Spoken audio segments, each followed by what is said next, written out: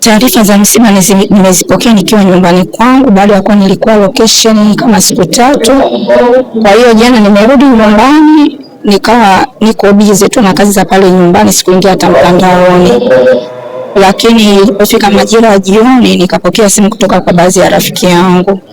Akanambia kuna taarifa nimeziona mtandaoni, inaweza kuwa ni kweli mzee Hashim Kambi amefariki. Nikamwambia huenda ni watu wa TikTok tu, au mimi sina uhakika. Lakini baada ya hapo nikampigia bosi wangu ambaye ni mtoto wangu Kevi. Nikamwambia Kevi, kuna taarifa nimezipata, zina uhakika? Akasema mama, ni kweli, ila mimi sipo mkoa wa Dar es Salaam, nimesafiri. Nikamwambia sawa, kama mama utaweza mnaweza mkaenda msibani, wapigie familia yote ya Donta muweze kuelekea msibani. Nikamwambia sawa. Lakini hapo kidogo nikampigia rafiki yangu ambaye ni huyu hapa Penina. Nikamwambia Penina, kuna taarifa nimezipata, ni kweli? Akaniambia ni kweli, kwa sababu mimi mwenyewe mzee asubuhi nimezungumza naye akiwa mzima wa afya. Kwa hiyo hata mimi nilipozipokea hizo taarifa sikuamini chochote. Huwezi amini, nilishoa nguvu.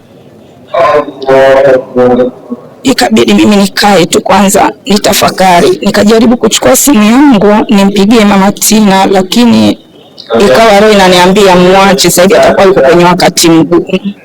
Mimi nikawasha data, nikaingia mtandaoni na kuta mwili wa Hashim Kambi unatolewa pale hospitali ambayo ni Asinza. Wanamuingiza kwenye ambulance pale, wameleta mortuary ambayo iko jirani na hapa sasa. Kwa hiyo taarifa za msiba nimesikia kama hivyo baba. Mara ya mwisho nakumbuka ni lini ulizungumza na mzee marehemu Hashim Kambi na uliongea naye nini hasa? Mara ya mwisho Hashim Kambi niliongea kama wiki moja, kwa sababu nilitaka nimshirikishe kwenye story yangu ambao kwenye channel yangu ya Mama KVOG. Akaniambia niko busy kidogo, ila nikiwa sawa tu tutazungumza, nitakuja kushuti. Nikamwambia basi sawa. Baada ya hapo nikaongea na mke wake kama wiki 3 hivi. Akaniambia mimi mwenyewe pia kuna kazi na iandaa, nitakushirikisha Mama Kevin. Nikamwambia basi haina shida, tutaendelea kusapotiana. Baada ya kuzungumza nao tena, na mimi nikawa niko busy kwa sababu ndio tulikuwa tuna shuti bado natafuta. Kwa hiyo hapo ndio sikuzungumza nao tena, ndio napata taarifa za msiba. Kuna vingi ambavyo mmeshawahi kuzungumza ama mmeshawahi kufanya kitegemea kwenye kazi ya mwisho ambayo mmefanya kama sikusei kwenye hili penzi la mtoto wa bosi na dada wa kazi. Natamani nifahamu kitu gani ambacho kwako kinabaki kama alama ya kumbukumbu kwenye yale ambayo mmezungumza, labda mmefanya kwa pamoja. Kusema kweli Hashim Kambi mbali na kwamba nafanya naye kazi, lakini kwangu namchukulia ni mwalimu. Huwa anapenda sana tukiwa location, kabla hata hatujaanza kushuti tunapitia ile script, halafu tunapoisoma ili hata madirector wetu wakija ili tusipate shida, unapokosea anakuambia Mama Kevi hapo hapana, turudie. Kwa hiyo ni mtu ambaye alikuwa anaipenda kazi na kunipa ushauri wa mara kwa mara. Hata nilipofungua hii account yangu ya Mama KVOG akaniambia umepiga hatua kubwa sana na kuaminia wewe ni mpambanaji, endelea hivyo hivyo utafika pakubwa mno. Nikamwambia asante kaka, mimi nimezoea kumuita kaka. Asante kaka. Haya, asante hivyo.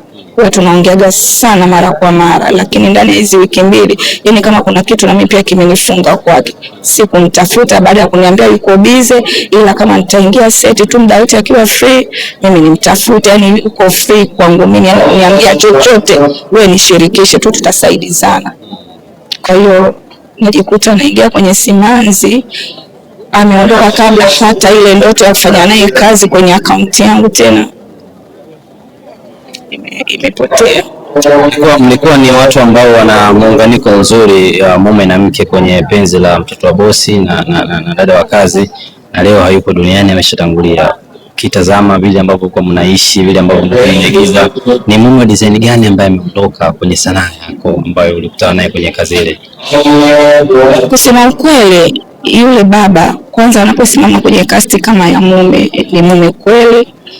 ana zile tabia za baba bora, kama ulivyokuwa unaona tumebondi sana kwenye mtoto wa bosi. Hivyo kuna vingi nilikuwa pia najifunza kwake, na uwezi amini tulifanya ile kazi vizuri, na watu paka comment zinaona kabisa mimi yule baba kama ni mume wangu, ni kwa sababu hatukuweka ule uoga kwenye ile kazi. Kwa hiyo nitaendelea kumkumbuka kwa mazuri na kwa ushauri wake. Mbali ya kwamba nimecheza naye kwa mtoto wa bosi, pia ni msanii mwenzangu kwa sababu tulikuwa kundi moja la shirikisho. Kwa hiyo tunafahamiana naye muda kuliko hata tulivyokuwa kwa Kevi. Tulikuwa kundi moja. Kwa hiyo ni mtu wa karibu sana, zaidi ya sana. Kitu ambacho nakumbuka siku moja ilikuwa hivi, kwa hivi mlifurahi, labda alifanya kitu fulani, kitu ambacho bado labaki ni alama kukumbuka. Ile siku sio ilikuwaje? Yeah, nakumbuka siku moja tulikuwa kwenye apartment tunashoot yule mtoto wa bosi. Nikashikwa na homa. Yaani nikapata tu homa ya ghafla hivi. Akaniambia mamake unauma? Nikamwambia ni kweli nauma. Uoga kazi zimekuwa, nikamwambia hapana nauma kweli. Wanatetemeka. Ikabidi pale amwambie Kevi zima kamera, ngoja mama Kevi kwanza ingie ndani apumzike, baada ya hapo tutaendelea kushoot. Yaani ni mtu ambaye alikuwa anajali sana. Yaani anatamani mnavyokaa hivi ni familia moja, na hata tukiwa nje au kushuti tumekaa mimi na mama Tina kwa sababu ni mke wake kabisa, tunafurahi tunacheka, na ni mtu ambaye yani daisi yule baba hakuwa binafsi. Sana tumepata pigo la design gani? Ni mtu wa design gani ambaye tumempoteza? Ni mzee ambaye bila shaka kuna wengi wamejifunza mingi kutoka kwake hasa. Tumepoteza kwa sababu ni baba ambaye kwanza hakufanya kazi na mtu mmoja, ni baba ambaye anapoitwa huwa anaitika, na ndio unakuta paka leo watu wamekusanyika hivi ni kwa upendo wake. Hakuwa binafsi yule baba. Yaani haangalii huyu ni star, haangalii huyu ni anaanza. Unapomwambia tatizo lako atasimama na wewe. Hivyo tumepoteza baba ambaye alikuwa ni mpambanaji, ni mshauri wetu kwa kila hatua tunayopita sisi. Natakia pole kwa msiba na maombolezo mema. Asante sana.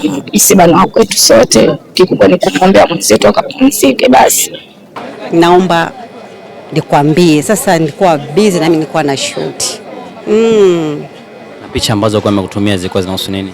Alinitumia tu picha, ni sijui ilikuwaje. Unajua yule ameshanizoea, hata nikiwa kwetu Arusha unaona ananipigia tu simu, anaongea na ndugu zangu. Yaani anapenda tu kunisalimia, ni message, asiponiona, yani tusipowasiliana siku 2-3 unaona ananitumia message, hey Halima, yani ananiita kwa jina la Halima, hey Halima, vipi dada yangu unaendeleaje? Yani alikuwa ananipenda kwa jumla, asinipende tena yani. Unakumbuka kwa mara ya kwanza mzee marehemu Hashim Kambe ulijuana naye mkiwa mpo wapi ama ilikuwaje? Ni miaka zaidi ya 10, na wakati huo niko Jumba la Dhahabu, ndio kipindi hicho mimi najuana naye. Ni miaka mingi sana. Kitu gani ambacho kwako kitabaki kama alama ukikumbuka, ambacho ulishaye kuzungumza naye labda ama ulishaye kufanya naye labda unasema hakika siwezi kumsahau marehemu? Kuna tamthilia mahiri